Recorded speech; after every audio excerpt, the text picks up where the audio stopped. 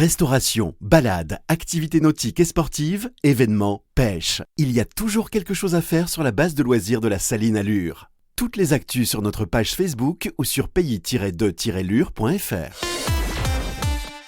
Comptoise Radio, conseil d'experts.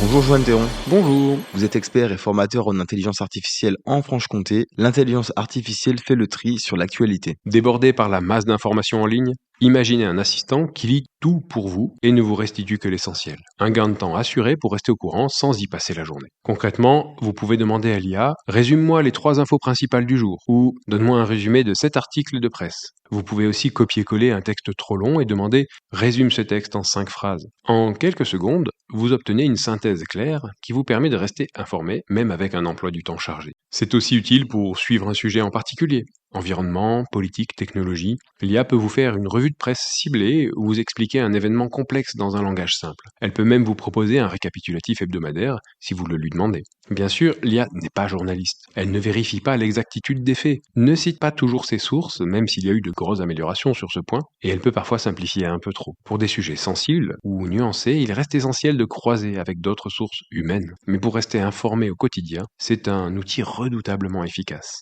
L'IA devient une sorte de secrétaire de rédaction personnel, capable de faire le tri dans la masse et de vous restituer l'essentiel à votre rythme. En résumé, plus besoin de tout lire pour rester au courant. L'IA filtre pour vous, résume, explique et vous permet de suivre l'info sans vous sentir submergé. Merci Joanne Théron, expert et formateur en intelligence artificielle en Franche-Comté.